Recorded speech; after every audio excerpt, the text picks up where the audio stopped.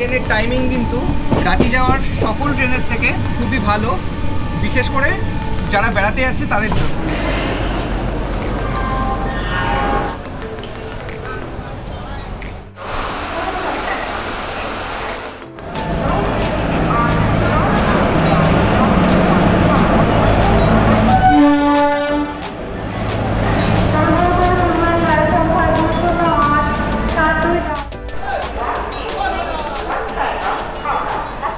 আমাদের ট্রেন কিন্তু already platform number 22-এ already ঢুকে গেছে। এই যে হচ্ছে আমার পেছনে ক্রিয়াযোগা এক্সপ্রেস। আমাদের কোচ নাম্বার হচ্ছে B2। দেখতে হবে B2টা এক্সাক্ট কোন জায়গায়। আমাদের আজকের গন্তব্য রাঁচি, এবং এই রাঁচি যাওয়ার জন্য আমরা বেছে নিয়েছি Howrah Hatia 18615 Kriyayoga express. Train already ঢুকে গেছে, যেটা তোমাদেরকে একটু আগে আমি দেখাচ্ছিলাম।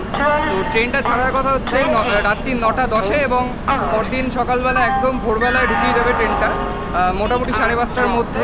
তো এখানে একটা ছোট্ট ইনফরমেশান আমি দিয়ে রাখছি তোমাদেরকে, সেটা হচ্ছে যে এই হাওড়া হাতিয়া ক্রিয়াযোগা এক্সপ্রেসে কিন্তু কোনো প্যান্ট্রি কার নেই। সুতরাং তোমরা বাড়ি থেকে খাবার নিয়ে আসো অথবা খাবার কিনে নাও, তার কারণ যদি একবার ট্রেনে উঠে যাও আর যদি ট্রেন মানে ছেড়ে দেয় তাহলে কিন্তু রাত্রিরে না খেয়ে ঘুমোতে হবে, ঠিক আছে?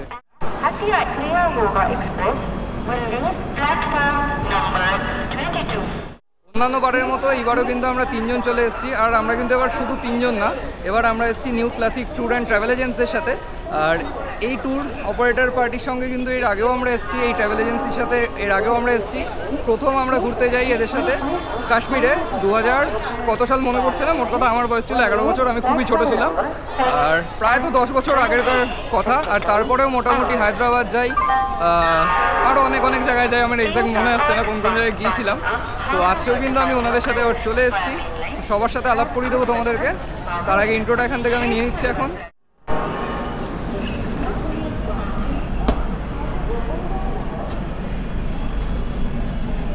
আমি কিন্তু ফার্স্ট টাইম দেখলাম যে এরকম ইয়েলো কালারের স্টিকার লাগানো ওপর দিয়ে, মানে ট্রেনের অবস্থা খারাপ হয়ে গিয়েছিল, দেন ওপর দিয়ে কিন্তু স্টিকার লাগিয়ে রেখেছে এখানে। এই হচ্ছে আমাদের ট্রেন। এই যে সিট নাম্বার হচ্ছে 54, 53, 52, 51, 50, 49। এটা হচ্ছে আমাদের ট্রেনের ভেতরটা। আমি এখন বসে আছি আরএসের দিকটায়, ঠিক আছে? আমার এই দিকের সিটটা কিন্তু বেশ ভালো লাগে সত্যি কথা, কিন্তু ভাগ্যক্রমে কোনোবার পাই না। একবারই পেয়েছিলাম, খুব অসুবিধা হয় যেতে, এটা ঠিক, কিন্তু সিটের ভিউটা কিন্তু খুব সুন্দর থাকে, একদম পুরো একদম ট্রেনটা যখন যায় সব কিছু দেখা যায়। ট্রেনে উঠে গেছি, অনেকক্ষণ হয়ে গেছে, আর ট্রেন কিন্তু আমাদের ছাড়বেই, আর বেশিক্ষণ বাকি নেই, আর মোটামুটি 20 মিনিট বাকি। একবার ওয়াশরুমটা দেখিয়ে দিই তোমাদেরকে যে এসির ওয়াশরুম কীরকম গিয়েছে। এই কিন্তু হচ্ছে এসির ওয়াশরুম, এখানে একটা মিরর আছে, আর নর্মালি যেরকম রেলওয়ের ওয়াশরুম হয় সেরকম। আমাদের ট্রেন কিন্তু রাইট টাইমে ছেড়ে দিয়েছে, একদম 9টা 10 বাজে, আর 9টা 10 নাগাদ আমাদের ক্রিয়াযোগা এক্সপ্রেস ছেড়ে দিল।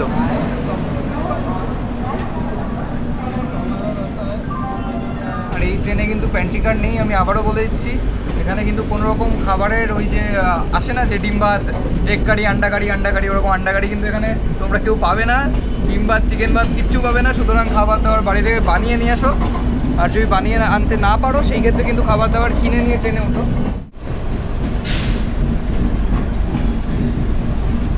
আমাদের ট্রেনের টিকিটের প্রাইসগুলো আমি এখন তোমাদের সাথে শেয়ার করব। যদি তোমরা এই ট্রেনের স্লিপার বুক করো সেক্ষেত্রে কিন্তু 260 টাকা লাগবে। আর আমরা কিন্তু থার্ড এসিতে আছি, আর থার্ড এসির টিকিটের প্রাইস কিন্তু 700 টাকা। সেকেন্ড এসিতে যদি ট্রাভেল করো তাহলে দাম পড়বে 995 টাকা। আর যদি তুমি বড় লোক হও, ফার্স্ট ক্লাস এসিতে বুক করো, সেই ক্ষেত্রে কিন্তু দাম পড়বে 1655, অর্থাৎ 1655 টাকা। এইগুলো হচ্ছে কিন্তু টিকিটের প্রাইস। আর টিকিটের প্রাইস খুব একটা আপ ডাউন করে না, মোটামুটি 2.5-3 বছর থেকে কিন্তু এরকমই আছে। রাঁচি যাওয়ার অনেক ট্রেনই কিন্তু অ্যাভেলেবেল আছে অ্যাকচুয়ালি, কিন্তু আমরা বুক করে নিয়েছিলাম এই ট্রেনটা একটাই কারণে, এই ট্রেনের টাইমিং কিন্তু সবথেকে ভালো। এই কারণেই বলছি, এই ট্রেনটা ছাড়ে হচ্ছে রাত্রিবেলা 9টা 10-এর সময় 22 নম্বর প্ল্যাটফর্ম থেকে, এবং সকাল কিন্তু 5:30টার মধ্যেই ট্রেনটা ঢুকে যায়। আর বন্দে ভারত তোমরা চুজ করতে পারো, তবে সেই টাইমিংটা কিন্তু একটু অন্যরকম, অদ্ভুত টাইপের। দুপুরবেলা 2:30টার সময় ট্রেনটা ছাড়বে, আর রাত্রিবেলা কিন্তু 10টার সময় অনওয়ার্ড ঢোকাবে। এবার ওই ট্রেনটা আমার মনে হয় বেটার তাদের জন্য যারা রাঁচির লোকজন বা যারা ওখানেই যাবে, ওখানকার কাজ, বাট যারা ঘুরতে যাচ্ছ আমার মতো এই ট্রেনটা চুজ করবে। তার কারণ হচ্ছে এই ট্রেনের টাইমিং কিন্তু খুব ভালো। আর ট্রেনটা কিন্তু লেট করে না, সবথেকে বড় কথা এটা। তোমরা যারা যারা রাঁচি নেতাঘাট প্ল্যান করছো তারা এই ট্রেনটা বুক করার চেষ্টা করো। যদি পেয়ে যাও ভালো, আর যদি না পাও সেক্ষেত্রে অন্যান্য ট্রেন রাঁচি ইন্টারসিটি বা বন্দে ভারতের মতো ট্রেনেও তোমরা যেতে পারো।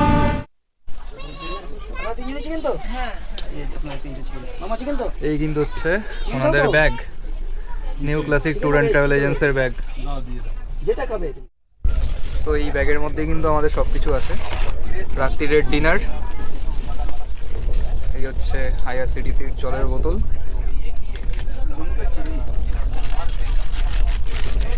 আর এই সবগুলোতেই কিন্তু খাবার আছে। কোনটায় কি আছে আমি বাইরে থেকে বুঝতে পারছি না, না খুললে কিন্তু কোনো কিছুই বোঝা যাবে না। বলো রাত্রিবেলা কি কি আছে আজকে? চিলি চিকেন, চিলি পনির, আচ্ছা, আলু পটলের কষা, রুটি, রাইস, মিষ্টি।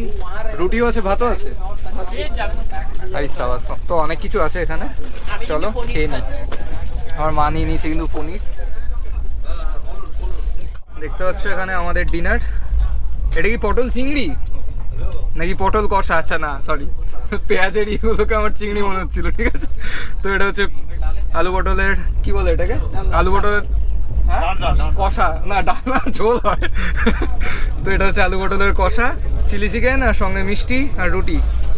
চলো দেরি না করে খেয়ে নিই, শুভ কাজে দেরি করতে নেই। খাবার দাবার কিন্তু দারুণ, বলো। আমি এতগুলো ট্রিপ করেছি new classic tour and travel এজেন্সির সাথে, খাবার দাবার খারাপ কিন্তু কোথাও পাইনি। খাবার দাবার টেস্ট কিরকম? দুর্দান্ত, ওটা না খেলে বোঝা যাবে না। এক্স্যাক্টলি, না খেলে কিন্তু বুঝতে পারবে না। তো আমাদের ডিনার ফিনার কমপ্লিট। এখন কিন্তু বাজে রাত্রির 10:20, আর ঢোকানোর কথা ছিল কিন্তু 10:07 নাগাদ। এই আমি নেমে পড়লাম মেচেদা স্টেশনে। বেশিক্ষণ ট্রেন দাঁড়াবে না, ট্রেন দাঁড়াবে মোটামুটি 2 মিনিটের জন্য, 5 মিনিট দাঁড়ানোর কথা। এই যে আমার পেছনে মেচেদা স্টেশনে লোকজন নেই বললেই চলে, পুরো একদম ফাঁকা স্টেশন। যদিও রাত্রি কিন্তু অনেক হয়েছে, 10:30 প্রায় বাজতে যায়। শুনশান স্টেশন একদম। বেশি দূরে এগোবো না, ভয় লাগছে যদি ট্রেন ছেড়ে দেয় তাহলে কিন্তু আমি মেচেদা থেকে যেতে হবে। চলো ট্রেনে উঠে পড়ি। আর এখানে কিন্তু খাবার টাবার খুব একটা বিক্রি হচ্ছে না আমি যা দেখলাম। অন্যান্য ট্রেনে যেরকম ট্রেনের বাইরেই রুটি আন্ডা গাড়ি বিক্রি করে, সেরকম কিন্তু রুটি আন্ডা গাড়িও নেই, চাও নেই, কিচ্ছু নেই। আর স্টেশনে কিন্তু একটা দোকানও নেই, ঠিক আছে, পুরো কিন্তু একদম শুনশান স্টেশন। সুতরাং তোমরা যদি অপেক্ষা করো যে না মেচেদায় আসবে, মেচেদায় নেমে ওখান থেকে খাবার পেয়ে যাবো, দেন খাবার কিনে খাবো, ভুল করছো। আবারও বলছি, খাবার কিনে নিয়ে আসো। কিন্তু আমাদের ট্রেন ছেড়ে রাঁচির দিকে চলে যাচ্ছে। এর পরবর্তী স্টেশন কিন্তু, বা এর পরবর্তী হল্ট কিন্তু খড়গপুর জাংশন। এই চলে গেল মেচেদা।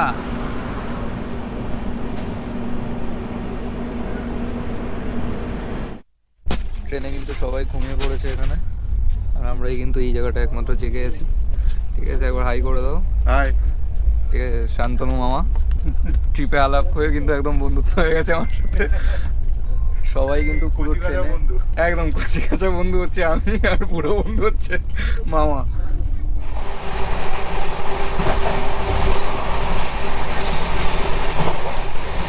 প্রায় কিন্তু 120 কিলোমিটার গতিবেগে আমাদের ট্রেন ছুটে চলেছে আমাদের গন্তব্যস্থল রাঁচির দিকে, আর পরবর্তী স্টেশন খড়গপুর জাংশন।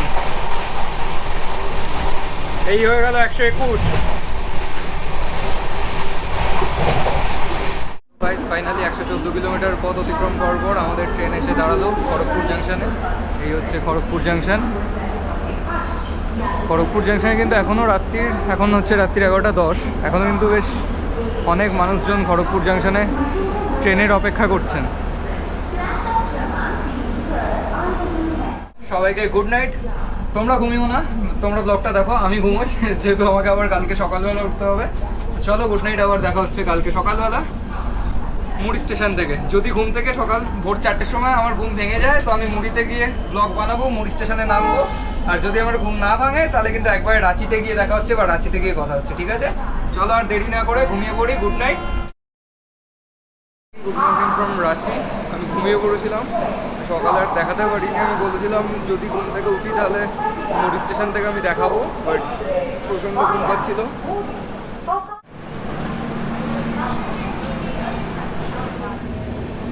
ট্রেনটা রাঁচির 3 নম্বর প্ল্যাটফর্মে দাঁড়িয়ে ছিল, কিন্তু অটো বা বাস ধরতে গেলে কিন্তু আমাদেরকে এখন যেতে হবে 1 নম্বর প্ল্যাটফর্মের দিকে।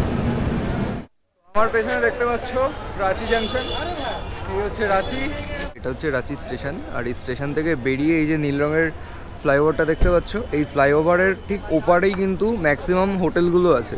এই দিকটায় সেরকম তোমরা হোটেল কিন্তু পাবে না। ও আচ্ছা আচ্ছা, সিনেমা দেখার জন্য। এই লাইনটা কালকে আপনি সেকেন্ডে যাবেন, সেকেন্ড করে তার থার্ড ফার্স্টে যাবেন, লাস্টে যাবেন না।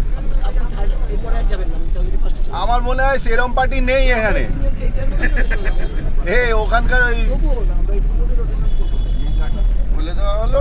তো আমরা এখন হোটেল যাচ্ছি। পেয়েছিলাম আমরা এক জায়গায়। ট্রাভেল এজেন্সির নিয়ম কি জানো, যে আজকে লাস্টে বসবে সে কালকে ফার্স্টে বসবে, আর ফার্স্টের পর একটা একটা করে সিট পেছোতে পেছোতে দেন আবার লাস্টে। মানে কেউ যাতে ওই একটা সেম সিটেই সারা পুরো 10 দিনের ট্রিপ কি 4 দিনের ট্রিপ পুরো একটা সিটে বসেই যাবে, ওরকম কিন্তু হবে না।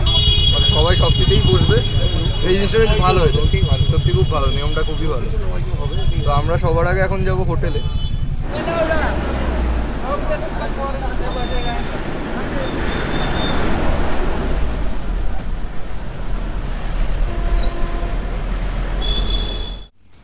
তো এটা হচ্ছে আমাদের হোটেল, হোটেল রাহি। আমি এখন হোটেল রাহিতে চলে এসেছি, আর আমাদের রুম নাম্বার হচ্ছে 105। চলো রুম ট্যুর তোমাদের দিয়ে দিই। এখানে একটা টিভি আছে, এদিকে হচ্ছে ওয়াশরুম,